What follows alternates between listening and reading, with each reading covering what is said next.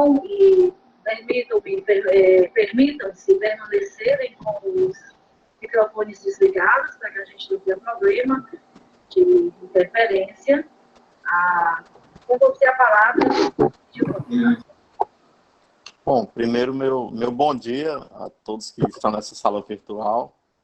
Queria agradecer o seu convite, Evelino. Queria também agradecer a fala da Mazé. Saudar todos os gestores aí, em nome do Janaílson, né, que está presente. Seus estudantes, né, também pessoas da Secretaria de Educação. E os que fazem o Centro de Educação Básica Mário Pereira Brandão. Para mim é uma oportunidade nobre poder conversar com vocês assim, nesse novo momento que nós estamos passando, né? Nesse momento difícil e que também cria algumas oportunidades, né? Por exemplo, eu nunca estive tão presente em tantas escolas no mesmo dia, e esses 3 meses, né? Praticamente 2 meses e meio, 3 meses. Então, assim, para mim é uma honra estar aqui com vocês. Eu acho que é dever do parlamentar estar conversando. Você propôs alguns temas, tá? Mas eu queria deixar todos que estão presentes muito à vontade para perguntar sobre qualquer assunto. Não tem nenhum limite. Qualquer assunto é válido dentro do possível. Eu vou procurar responder, tá? Então, já me coloco à disposição para você conduzir essa conversa de acordo com os temas e os assuntos que você achar pertinente, tá? Então, muito obrigado já de antemão. Ok, Gilvan. Nós vamos começar a querer falar, Gilvan, sobre a proposta mesmo da nossa conversa, que é os impactos que a pandemia causou ou está causando à educação. Eu quero também sempre na questão da volta às aulas, né? A gente está aí com previsão para agosto, pelo menos essa previsão que temos ouvido. É um momento de medo também, né? A gente fica preocupado. Nós mesmos na escola temos casos, né, de Covid, funcionários já, e temos alunos. E eu também queria que você vamos por partes, né? Eu também quero que você fale um pouco sobre a questão da votação do FUNDEB, né? Que a gente está aí nessa situação que vota ou não vota, e a gente precisa dessa votação. Então, vamos começar falando um pouco sobre o impacto, né, que a pandemia vem causando à educação. Tá certo. Vamos falar sobre o mundo, sobre o Brasil, sobre o Ceará e sobre o Cruz, né?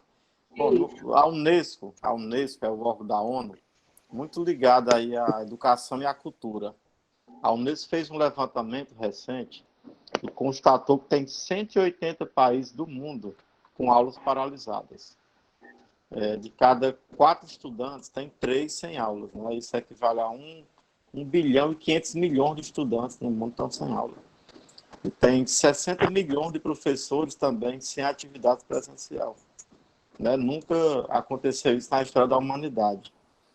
Aqui no Brasil, você pegando os 3 níveis, você encontra a seguinte situação. As redes municipais, segundo os dados da Undime, 50% estão com atividade não presencial. 100% do Brasil está com aulas, está com escola paralisada. A rede municipal, 50% tem aula não presencial e outros estão sem atividade nenhuma. A rede estadual, dados do Conselho, 100% das redes estão com aula não presencial. Os 26 estados e o Distrito Federal, todos eles estão com alguma atividade. O ensino superior, assim, eu acho até contraditório, só tem 20% com aula não presencial. É o menor índice. Eu achei que era o mais, que teria a maior quantidade de atividade. Não. Os institutos federais estão praticamente 100% paralisados e as universidades públicas, só 20% estão com alguma atividade. A UVA também parada, a UES, sem nenhuma atividade. Tem um órgão, né, que é o Centro Integrado de Informática e de Estudos Brasileiro, que ele perguntou que tipo de aula é essa que está acontecendo. Eu costumo usar o termo aula não presencial. Eu não gosto de usar o termo EAD, aula remota, aula à distância. Eu tenho alguns motivos para não usar esse termo. Primeiro, porque eu morro de medo de, após essa pandemia, vir um monte de gente defendendo o fim das escolas. Não se iluda, isso pode acontecer. Não, agora a aula tem que ser tudo remota, é tudo à distância. E eu sou um defensor árduo da escola. Para mim, lugar de aluno, de jovem, é dentro da escola.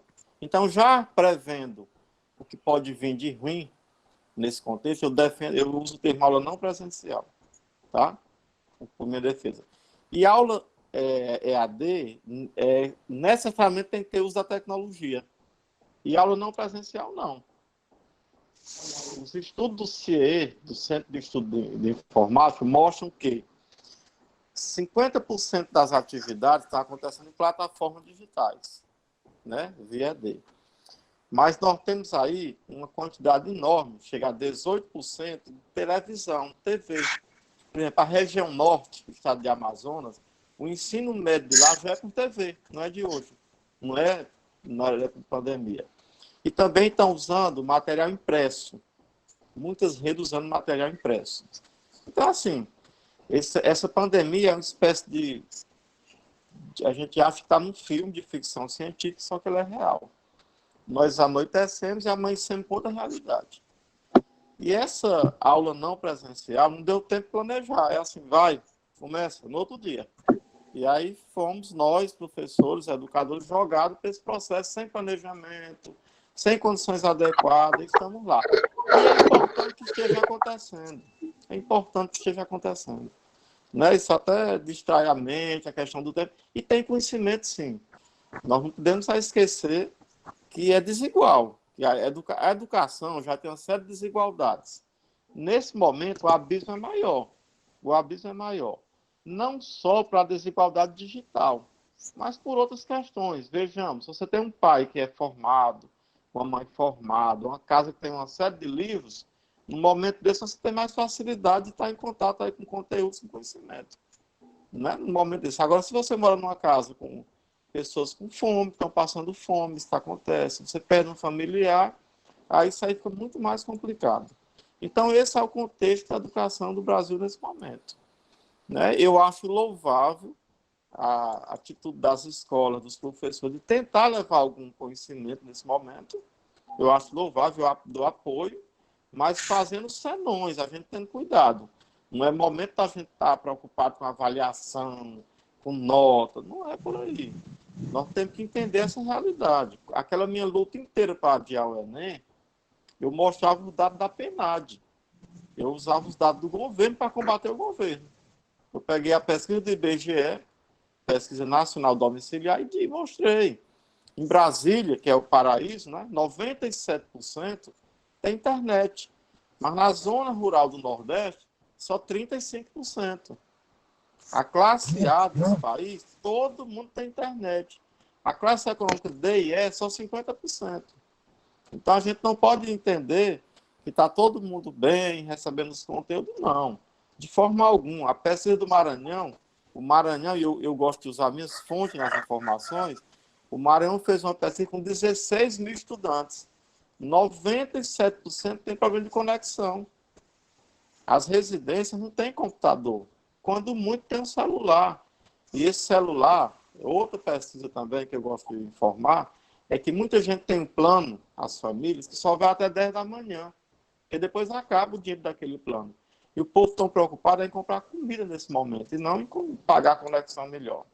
Então, assim, eu fico, o diretor do Estado, né, eu converso com muitos, às vezes uns ficam super empolgados, porque estão tendo muito devolutivo dos estudantes, e eu mandando, assim, reduzindo esse entusiasmo, que eu fico muito preocupado com esse abismo que está aumentando aí em relação aos conhecimentos e à desigualdade. Tá? Então, esse é o contexto de pandemia. Na China, na hora que começou a pandemia, fizeram uma plataforma digital que 50 milhões de pessoas têm acesso no mesmo momento, e deram chip para os estudantes. Deram chip para ele levar para casa para ter conexão rápida. Eu vou falar sobre isso, porque quando a gente for conversar sobre esse momento pós-pandemia, que eu vou perguntar o que é esse pós-pandemia, mas o fato é que nós vamos ficar com essa questão por alguns tempos, alguns meses e anos. Né? Não vai ser uma coisa que vai embora amanhã, depois, não é bem assim. Uma outra questão que eu também vi, agora uma pesquisa da OCDE, que eu gosto de citar. No jornal El Clarim, o jornal espanhol, aliás, É o País, o jornal espanhol, tem uma entrevista com o Schnagl. O Schnagl é um educador alemão da OCDE. E ele diz algumas coisas que eu acho muito importantes. Duas coisas que eu gosto da fala dessa entrevista. Uma, ele diz que a escola é o maior igualador social. Maior igualador social. Ele diz que somente na escola as pessoas têm a mesma oportunidade. O único lugar que jovem tem a mesma oportunidade é a escola. Ele fala sobre isso. E nesse momento, esse igualador social está com a espinha quebrada. Não está acontecendo mais isso. As escolas estão fechadas. E a segunda fala dele, que ele diz é o seguinte: em uma escola que os professores são mais colaborativos entre si, numa rede, no município, se os gestores de cruz forem colaborativos entre si, vão ter mais facilidade de conviver com esse momento. Aliás, colaboração é bom sempre, antes, durante e depois da pandemia. Mas nesse momento de educação remota, é mais forte a necessidade de colaboração. E ele prova isso. Ele diz que na pesquisa da OCDE, no mundo, 60% dos professores são colaborativos. Mas na Espanha, só 24%. Então, na Espanha, estou tendo muita dificuldade com a educação remota. Por que é tão importante colaborar nesse momento? Porque se eu sou um professor que tenho mais conhecimento de informática, eu me habituo melhor a trabalhar com videoaula, então eu posso trazer o meu colega para esse contexto. E isso foi uma diferença enorme. Né? Ou seja, mais do que colaboração sempre foi importante, mas nessa nova conjuntura ganha um sentido especial, ganha um peso mais relevante a questão da colaboração. Então, essa é a minha fala inicial para dizer um pouco como é que está esse contexto de pandemia no mundo, fazendo aí algumas viagens para o mundo, para o Brasil e para o estado do Ceará. No Ceará, 100% das escolas estaduais estão com atividades não presenciais. Nos municípios, eu não tenho esse dado, porque a Undime não fez, mas a do Brasil, em média, a metade está com aula não presencial, outras não. Né? E eu também vou ter uma conversa com o pessoal do Instituto Maria Cecília Vidigal. Por quê? Porque o Maria Cecília Vidigal, para quem não conhece, é mundialmente reconhecido como a maior referência em educação infantil, em creche. E eles têm um protocolo também para esse período. Então, eu já marquei uma reunião com eles, acho que é dia 26, para falar sobre essa pauta importante, a educação infantil. Que aí tem outra questão também. Muitas pessoas colocam o seguinte: o comércio voltou. Sim, mas a mãe não pode trabalhar, porque ela vai deixar o filho onde? Né? Então, a educação infantil tem outro contexto aí ligado não só ao processo educativo, mas ao processo de renda familiar. Né? Só para a gente entender. Aí, assim, muita gente agora está dizendo assim: como a escola é importante. Pois é. Nós sabemos disso há muito tempo. Nós que estamos aí no dia a dia sabemos disso. Agora, muita gente está percebendo hoje a força da escola. Como a escola entra em todo o setor da economia e a importância. Às vezes, na campanha, o povo diz assim: este deputado só fala sobre a educação? Eu digo sim. E o que é que tem mais forte, mais nobre, mais plural do que a educação? Não tem, só para ter uma ideia. O Brasil tem 48 milhões de estudantes da educação básica. 48 milhões. Nós somos 2 milhões e 200 mil professores só na educação básica. É para a gente entender o tamanho e a força desse processo. Então, essa é a minha fala inicial, e aí eu passo para você comentar e avançar em alguma questão. Você e qualquer pessoa do grupo. Ok, Gilvan, é bem isso, né? Às vezes a gente não percebe a força que a educação tem, né? A gente sempre tem falado nisso, os pais, é aquilo que eu tenho dito nas nossas webconferências, Gilvan, que a vida toda nós quisemos que os pais participassem muito da escola, né? Era sempre essa conversa de que os pais não tinham essa parceria, e assim, de repente, todo mundo virou professor em casa, com todas as dificuldades, que a gente não teve tempo nenhum para se programar, mas a gente conseguiu, digamos assim, o que está sendo feito não é o ideal. No entanto, é o que é preciso fazer nesse momento, talvez seja isso. Né? A gente tem que avançar muito, porque queria até que você entrasse agora nessa questão da volta às aulas, do estudo híbrido, que possivelmente é isso que a gente vai entrar nesse processo. Eu tenho conversado muito com os nossos professores, conseguiu manter um alinhamento muito bom nesse processo também de aulas remotas, e existe sim a preocupação das populações. Nós vamos ter EPIs disponíveis para funcionários, né? Se alguém ficar doente, como que vai fazer? Será que vai ter muito? Eu acredito também muito que vai ter muitos atestados. O pai pode se recusar que seu filho venha da escola, vamos dizer que é um direito dele, ninguém pode obrigar que essa criança volte, se o pai se sente seguro para isso. A questão sanitária também, né, que a gente sente muito essa dificuldade, assim, nessa questão. E a gente sabe que é preocupante, sim, como você disse, que pode sim aparecer alguém dizendo, olha, o caminho é por aí, né, são aulas à distância, ou remoto, em casa, e aquele acabar com isso que a gente chama. A escola é um vínculo de afetividade muito grande, escola é lugar de toque, escola é lugar de abraço, né? A gente precisa voltar sem fazer isso, mantendo ainda um certo distanciamento.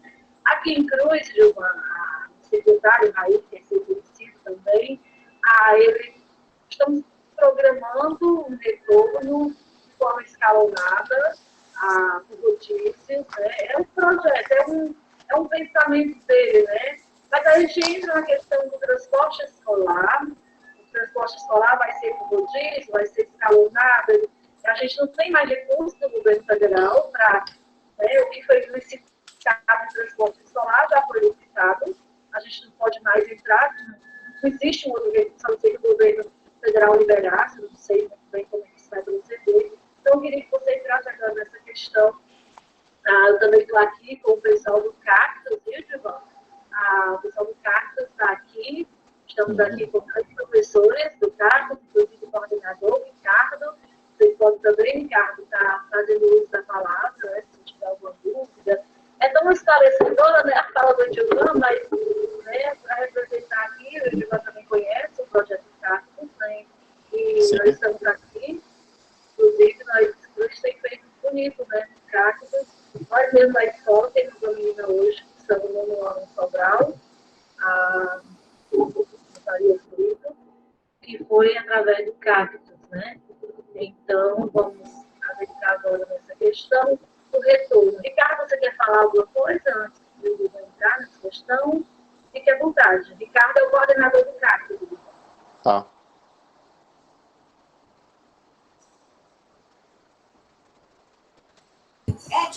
Não sei se todo mundo está conseguindo me ouvir bem. Sim, estamos. Bem, perfeito. Bem, Gilvan, em primeiro lugar, parabenizar pelo trabalho que você vem desenvolvendo. Lutar pela educação nem sempre é uma tarefa fácil, pelo contrário, na maioria das vezes é bem complicado, né? E a educação realmente é a chave para a mudança do nosso país. O Projeto Cactus, não sei se você já tem conhecimento dele, é uma iniciativa de alguns jovens, né, que tiveram oportunidade em virtude da educação e resolveram dar essa oportunidade também para alunos da rede pública. É um projeto onde a gente foca, né, um trabalho específico para as Olimpíadas, e com essa pandemia a gente vem sofrendo também muito por conta dessa dificuldade do acesso das crianças, né, dos adolescentes. Não são todos que têm realmente uma rede ou um sistema de internet que favoreça, né? Isso é um desafio muito grande. A gente tem lutado, né, com o apoio da organização, com a gerência do projeto, para tentar fazer com que essa pandemia não tenha um impacto ainda mais grave do que ela já vem tendo, né? Então, gostaria de parabenizá-lo pelo trabalho que vem fazendo. Eu acompanho muito, né, principalmente nas redes sociais, tudo que você vem desenvolvendo aí, e a gente espera, né, que o país ele tenha ciência disso, de que a educação ela é muito importante, né? Foi muito louvável a sua fala sobre todos os pontos em que a educação impacta, né? E é isso. Ficamos muito felizes em poder participar dessa conferência, né? Continue firme aí que a gente segue por aqui, na luta também. Tá bom. Bom, Ricardo, obrigado. Obrigado por sua fala, né? Parabéns pelo projeto. Vocês fazem uma coisa semelhante ao Press lá de Pentecoste, né? Com foco em Olimpíada. Então, vamos nós aqui falar sobre esse pós-pandemia. Primeiro, é esse conceito. O que é pós-pandemia, né? Esse desgraçado desse vírus vai embora? Não vai não, né? Não vai. O pós-pandemia é você conviver com o Covid-19 por um bom tempo, né? Por 2020, por 2021. Os estudos, né? Até agora, as vacinas que apareceram na humanidade, poliomielite, meningite, sarampo, todas elas, nenhuma saiu antes de 2 anos. Queira Deus que essa saia mais rápido, não é toda uma mobilização, mas os testes de vacina são 1 ano.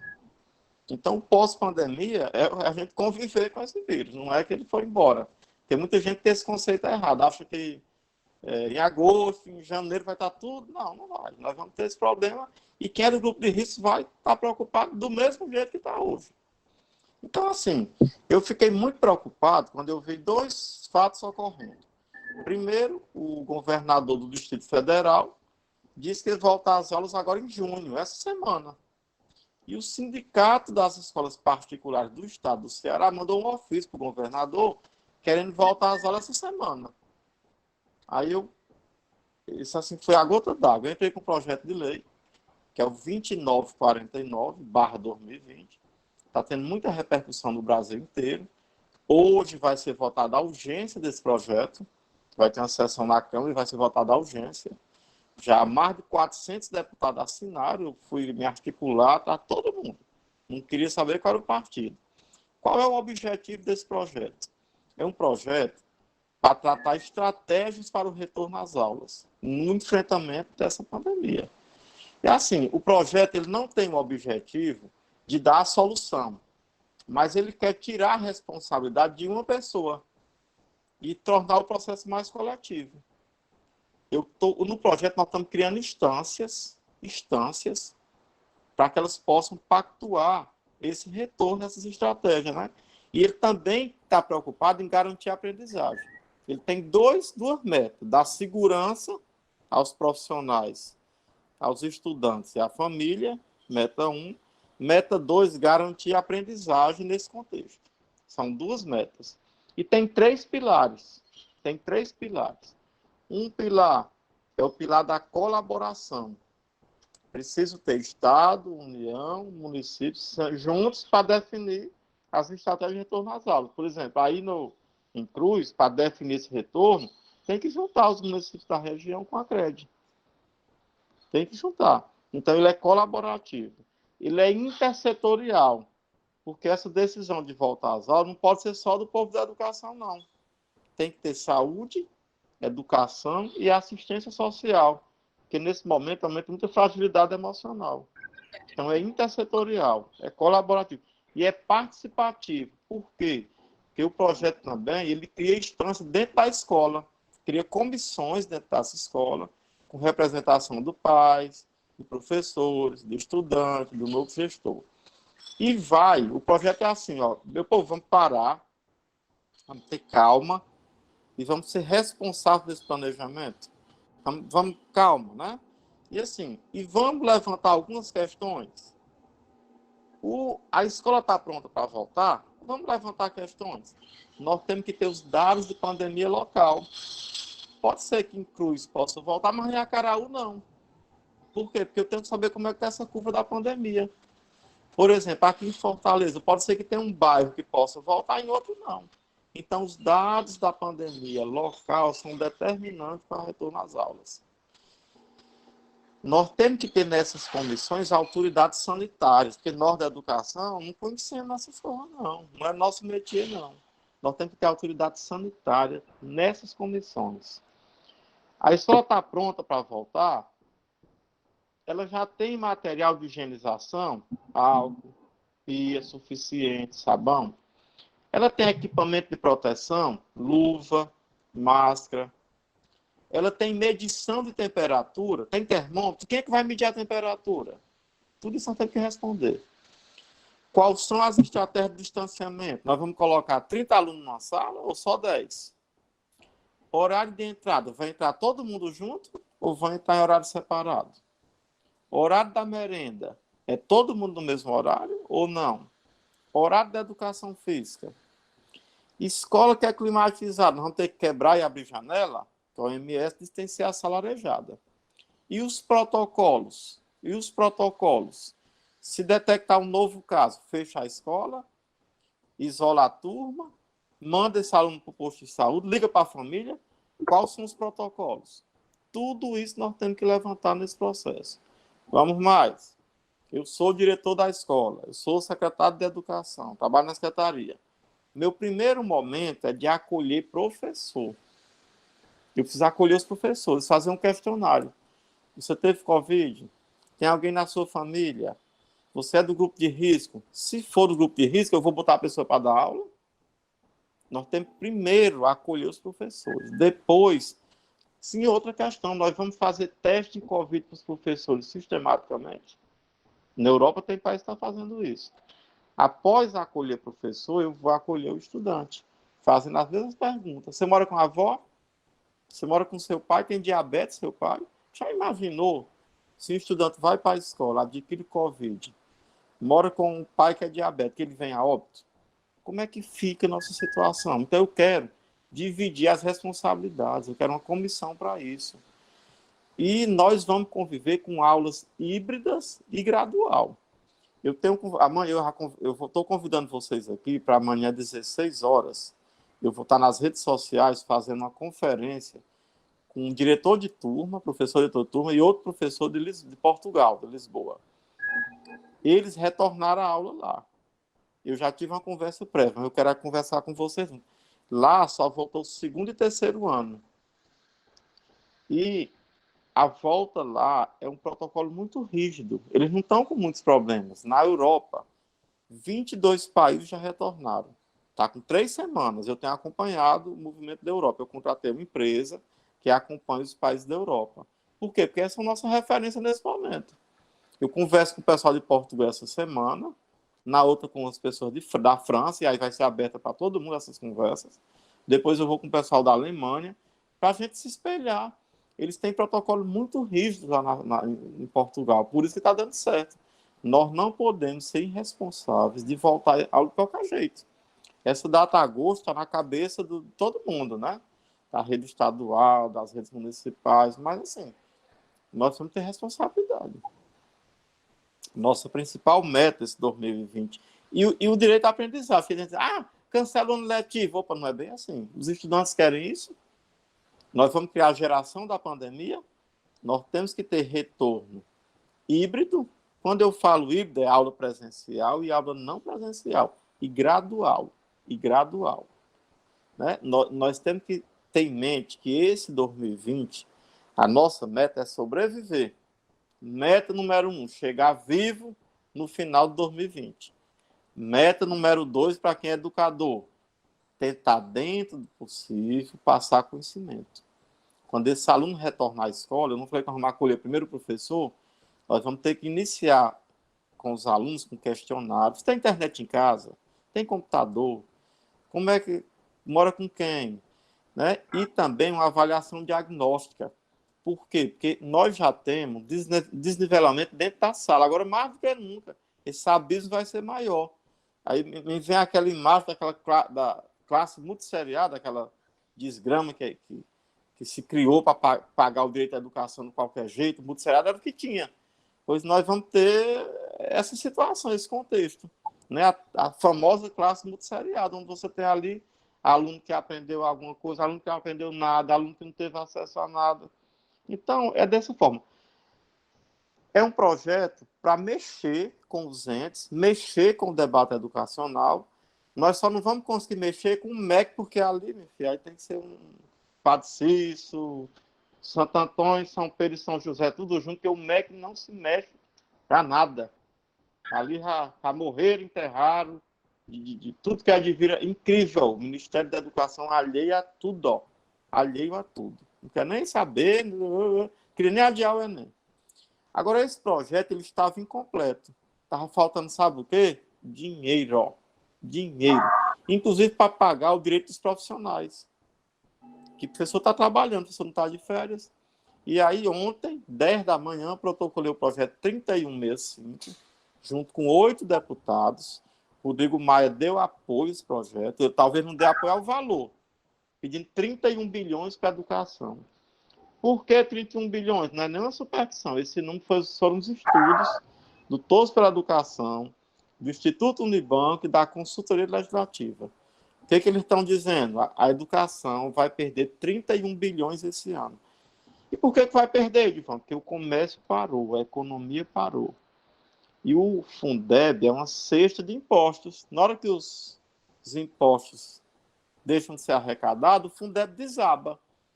Ah, mas não vai ter um socorro financeiro para o Estado e município? Vai. Inclusive vai ser pago hoje na primeira parcela. Só que não tem vinculação com o Fundeb. Esse dinheiro não é para o povo gastar com o Fundeb. Muitos vão gastar com saúde. E aí, cadê o dinheiro para pagar o salário dos professores? Para dar essas condições que eu estou colocando aqui no debate? Cadê o dinheiro para a luva, para a máscara, para o álcool e gel? Então, esse projeto foi protocolado, né? E, assim, ele tem que acontecer. Porque se não acontecer, vai ficar muito difícil falar nessa educação pós-pandemia. Porque os prefeitos vão receber dinheiro hoje, mas não tem vinculação com o Fundeb, o socorro. E aí, eles vão gastar com a educação ou não? Agora eu lembrei igual o Julio Iglesias, às vezes sim, às vezes não. Uns vão, outros não. Então, só para a gente entender e qualificar esse debate. Não é para qualificar, porque tem gente que quer simplificar o debate. Ah, não vou, cancelando letivo aqui. Ah, vamos voltar para a aula. Nem vamos voltar correndo para a aula, nem vamos cancelar e deixar as crianças sem o direito à aprendizagem. É ter calma, levantar os elementos, ver os recursos financeiros e planejar e se espelhar na Europa. Né? A Europa tá... Porque se o Brasil quer sair melhor desse momento, ele não tem outro caminho, a não ser ter a educação como pilar. O Brasil deve cair 8% do PIB. Já estamos em queda. Estamos numa crise política. Né? Lá em Portugal, união de todas as forças políticas. Aqui, 20 dias sem ministro da Saúde. 20 dias sem ministro da Saúde. Então, assim, nós conjugamos uma crise de saúde com uma crise política, e se a gente não tiver responsabilidade com o futuro desse país, vamos conjugar com uma crise na educação. E essa crise da educação deixa marca. Assim como a Covid deixa marca no pulmão, esse momento vai deixar marca na educação fortemente se a gente não cuidar. Nós vamos ter daqui a pouco a geração do Covid da educação. São pessoas que passaram, se a gente não tiver cuidado, passaram meses e meses sem nenhum conhecimento. Isso vai comprometer o futuro da nação. Para mim e para vocês, isso é tão fácil de entender. Agora, para muita gente, essa discussão, quando eu apresentei o projeto 31, o deputado é doido, 31 bilhões, não, são números. São números. Nós temos 168 mil escolas nesse país, educação básica. Então, se a gente, assim, eu enquanto parlamentar, eu me sinto na obrigação de dizer isso ao Brasil.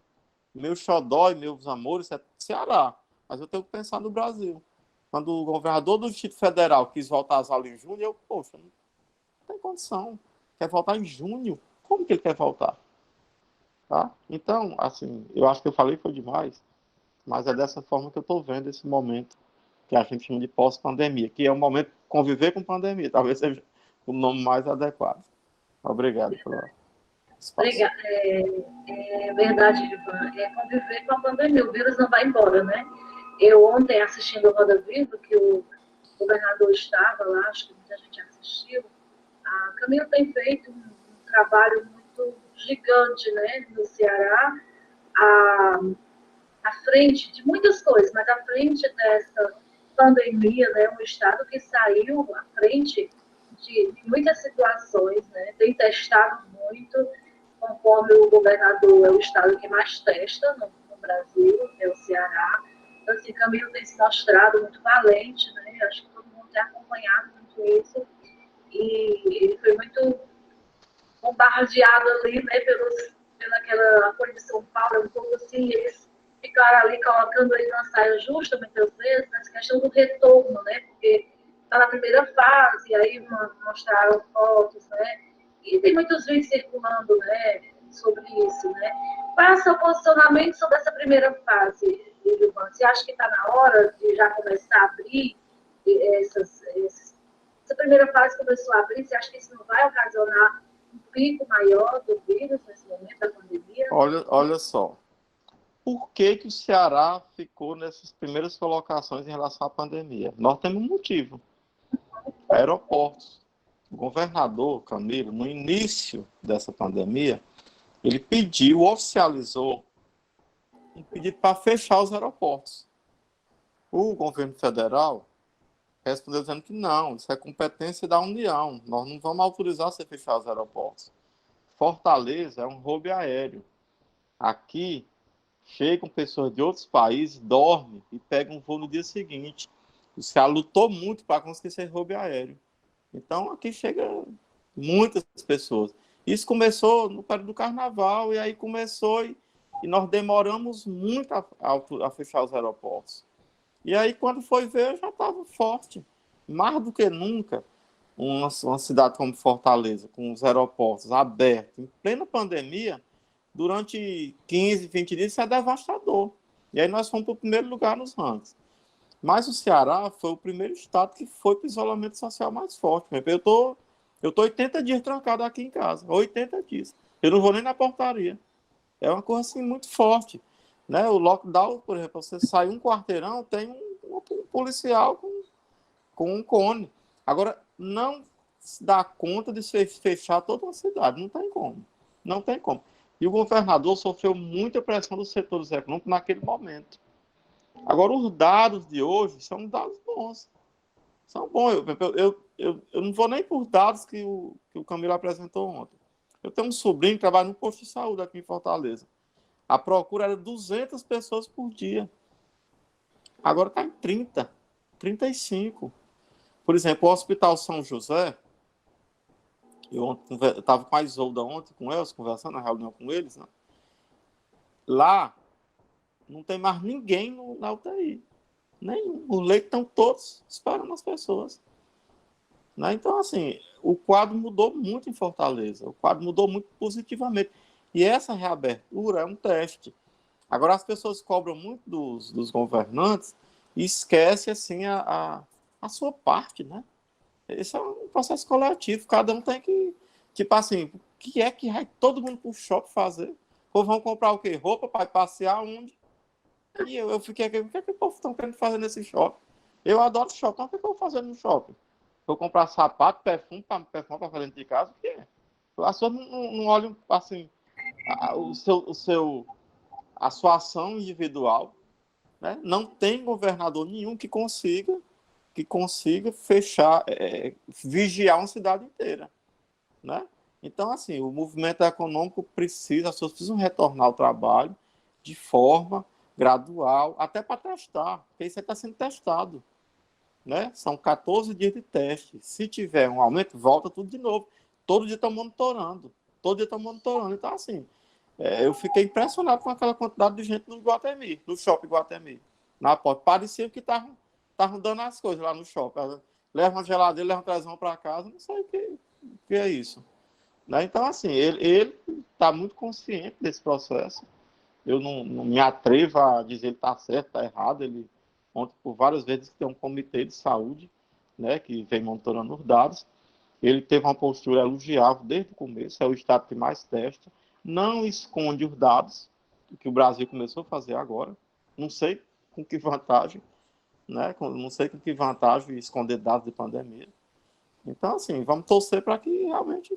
Inclusive, Fortaleza vai começar a receber pessoas do interior. Porque no interior é o contrário. Ela está se alastrando. Por quê? Porque demoraram muito esse isolamento social. Né? As pessoas do interior relaxaram um pouco nisso, algumas cidades estão em situação difícil. Então, esse é o contexto. Eu assisti também o Roda Viva, algumas perguntas bem espinhosas, né, sobre a segurança pública e polícia militar, mas faz parte do jornalismo, da democracia. Verdade. Eles pressionaram muito, entraram muito, puxaram muito, ficaram ali da pandemia, mas puxando sempre, né, ali do lado segurança, a situação do senador Cid, né, e tentando ali que ele desse uma resposta, mas ele é extremamente inteligente e soube se sair, né? Eu sou muito fã também do Camilo. Eu acho que é um político em ascensão e a gente espera mais dele. Nós temos aqui algumas técnicas coordenadoras, temos pais também, temos alunos, nós temos aqui algumas técnicas coordenadoras da secretaria. Eu queria deixar aqui um espaço. Veridiana, se tem alguma palavra para dar, gostaria de saudar o deputado. A Veridiana, ela é uma das coordenadoras da Secretaria de Educação e ela também está aqui conosco nessa manhã. Verinha? Bom dia. Agradecer por essa oportunidade, né? Por você estar conosco, né? Acho que foi assim, um momento muito esclarecedor. Temos um público de professores, diretores, coordenadores. Então, assim, a sua fala é muito pertinente.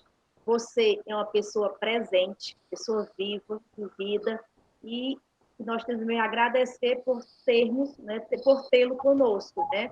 De certa forma, você está lutando por nós, lutando por vida, como diz o governador Camilo Santana. Então, a palavra aqui mesmo é gratidão, de agradecimento. Obrigado, Veridiana. Obrigado. Obrigada, Verinha. A Veridiana, né, você muito presente. E a sensação que nós temos, Dilvan, é essa, né? E eu achei que aquele não tinha essa certeza, hoje passa a ter certeza de que o Dilvan é muito presente no dia a dia das nossas vidas. Quem acompanha, quem não acompanha, gente, curta lá a página dele no Face, no Instagram, né? Você tem todo dia ali, né, o que ele está fazendo, o acompanhamento. Nesse momento, o Dilvan tem feito uma sequência grande, né, de lives e de webconferências espalhadas não só pelo Ceará, mas por outros, como ele vai ter amanhã, né, às 16 horas, vai ter também com professores de outros países, né? Isso é extremamente bom. Isso mostra a capacidade dele dessa interação, aquilo que a gente falava inicialmente, do homem e Gilvan, não só o federal, mas a pessoa e Gilvan perto das pessoas. O trabalho de gente para gente, né? Eu senti isso. A gente tem contato, né, com diversos políticos, mas eu não vejo o Gilvan apenas como um político, vejo ele como um defensor da educação, um secretário de Estado que exerceu com tanta dignidade e maestria a sua função. E chegou, né, a gente colocou o Gilvan lá e ele continuou perto das pessoas. Eu senti essa diferença no contato com a assessoria. Eu faço questão de dizer isso, porque às vezes a gente esquece que por trás existe uma assessoria, existe alguém cuidando desse processo, né? E eles são extremamente atenciosos, né? O César e a Érica, que os dois que entraram em contato comigo nesse momento, são extremamente atenciosos, falam de gente para gente, eu gosto muito. Eu sou fã de quem fala de gente para gente. Né? De quem sabe conduzir os processos, porque isso dá muita confiança para nós que estamos aqui, distante do governo federal, mas sabemos que estamos lá bem representados.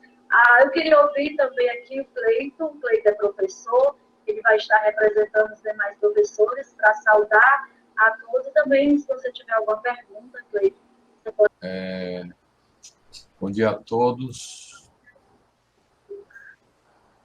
Queria agradecer aqui ao deputado Dilvan e dizer que nunca estive tão bem representado politicamente como agora.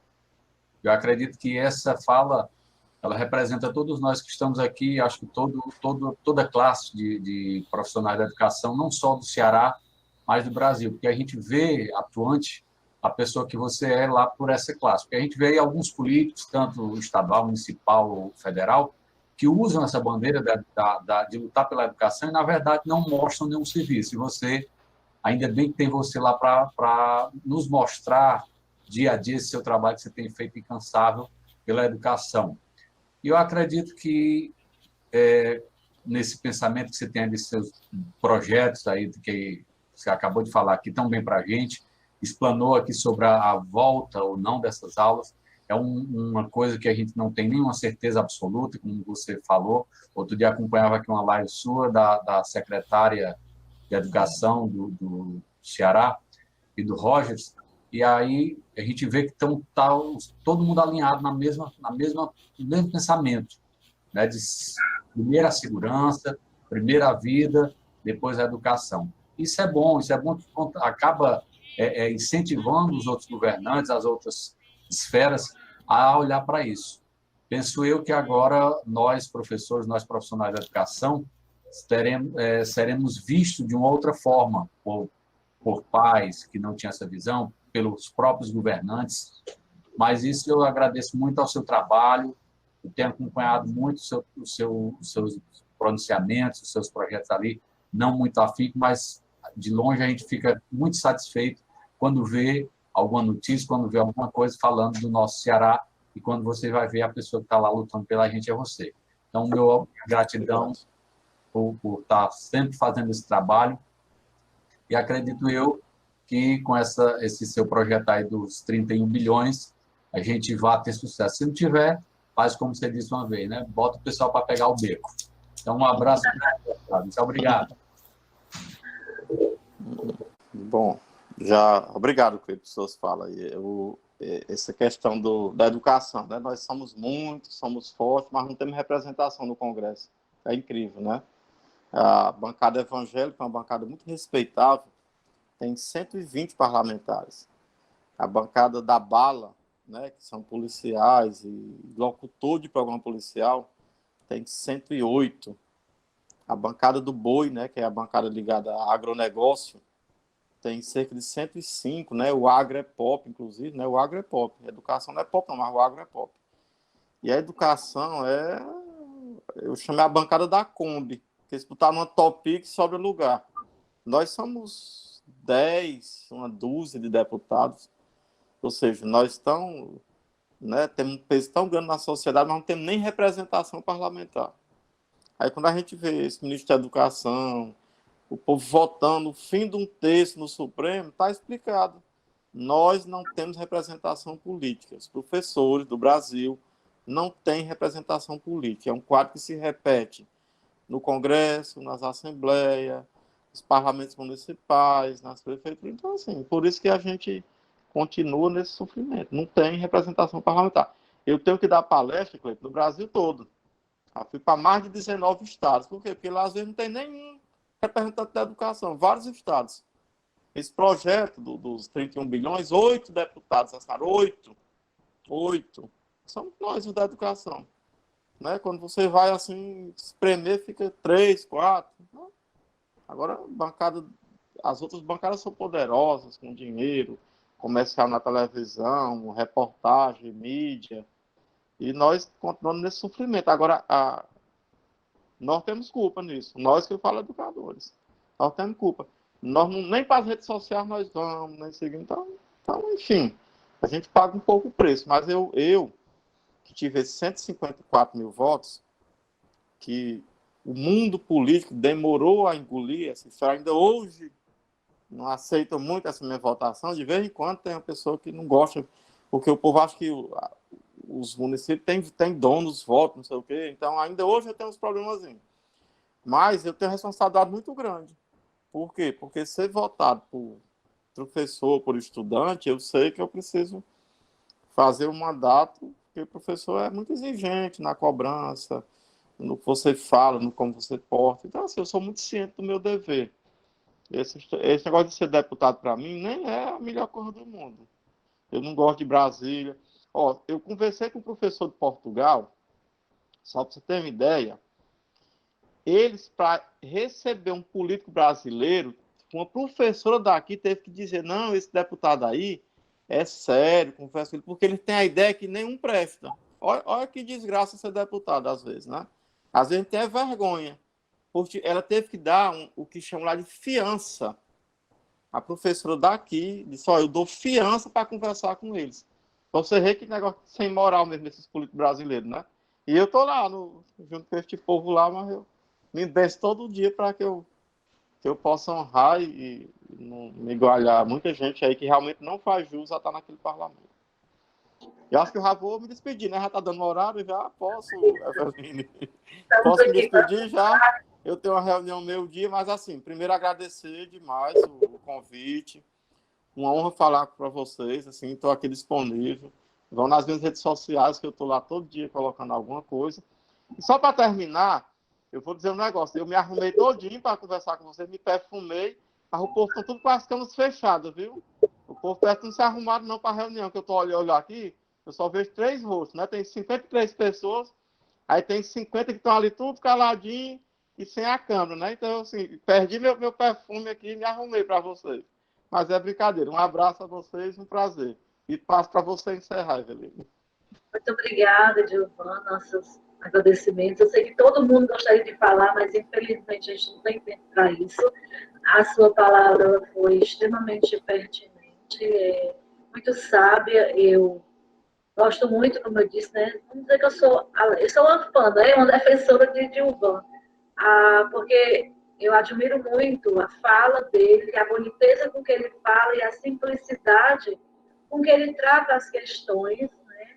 A seriedade, como ele disse, não é fácil você ter essa votação e ter toda essa responsabilidade, mas eu lhe digo, Gilvan, que você tem cumprido à risca, né, seu papel de deputado. Eu escutei já pela segunda vez, um político também disse que tinha vergonha de dizer que era político, às vezes, quando chegava para se apresentar em algum canto, porque o povo não respeita mais, né? Então eu olho para a Gilvan e penso que é mais um motivo de acreditarmos ainda que existem políticos sérios, né? De gente que sabe fazer política no nome, na exatidão que o nome cabe. Então, Gilvan, é um prazer enorme ter você conosco aqui. Eu quero agradecer a cada professor, cada diretor de escola que eu convidei para estar aqui, coordenador de escola também, as meninas da educação, as coordenadoras, alunos, aqui também temos mães, aqui pais representando. Eu queria, antes de nós encerrarmos, eu queria só deixar aqui a nossa assessora, mais uma vez, né, deixar também suas considerações finais nesse momento e eu volto para a gente encerrar. Zé? Bom, a nossa gratidão a você, deputado. Eu tive o prazer de conhecer hoje, né? Não foi praticamente pessoalmente, mas eu tive o prazer. A primeira pessoa a falar em você, para mim, foi a Lindalva Cruz, da SEDUC. Dito eu, é nossa amiga, parceira, e, enfim, e até convidei para participar, mas ela teve outra live, pediu desculpas. E a segunda pessoa que fala tão bem, assim, você, né, claro, é a nossa diretora. Quando ela lhe fez o convite, a gente ficou na expectativa de receber você aqui hoje. Eu creio que as expectativas foram atendidas, né? Você realmente superou a nossa expectativa. Nós temos um grande carinho por você, a Eveline, especialmente, é uma pessoa que quer muito bem. E, assim, é um prazer ter você aqui conosco. Foi muito bom essa sua retrospectiva da educação em tempos de pandemia. E a sua visão de futuro, de pós-pandemia. Isso realmente nos deixou com mais conhecimento na causa. Sabemos que não vai passar isso tão cedo. Vamos conviver, na verdade, vamos aprender sempre a conviver com esse vírus, até que se encontre uma vacina.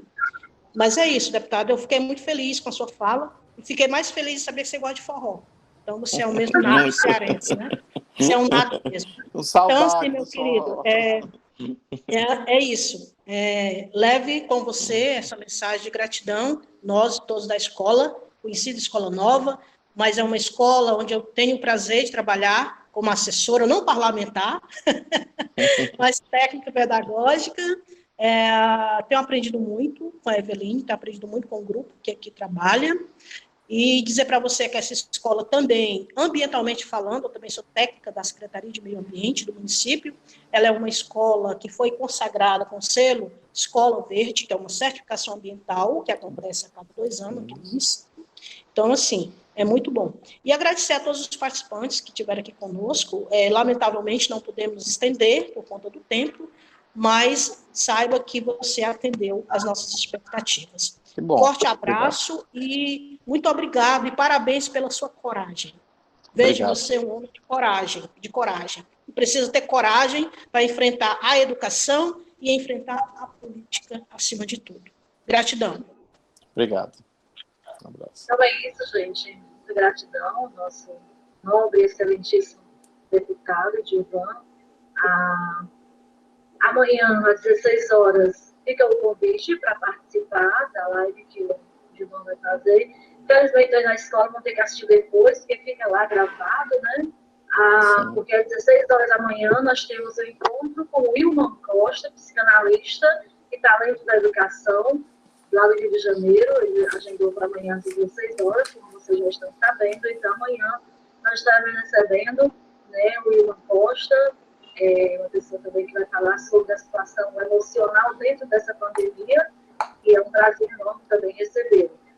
Fica o convite, secretário, ou eu quero chamar secretário pelo hábito de chamar secretário, né?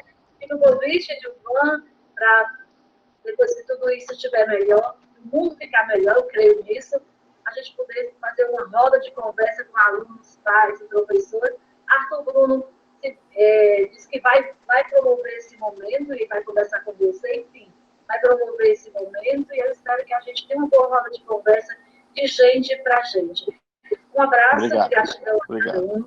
Muita luz sobre sua vida, Gilvan, que Deus proteja você, Amém. que guarde. Cuide da sua mãezinha também, sei do amor que você tem, você está que nem eu, né? Minha mãe mora 2 ruas daqui, eu também não posso vê-la. Eu vejo no carro, tiro uma fotinha, né? Mas por amor se faz essas coisas, né? A gente precisa cuidar dos nossos também. Muita luz sobre a vida de cada um de vocês. Namastê, que nós possamos sair dessa bem melhor. E mais uma vez, Gilvan, gratidão. Obrigado. Um abraço, Obrigado. gente. Um abraço. Tchau.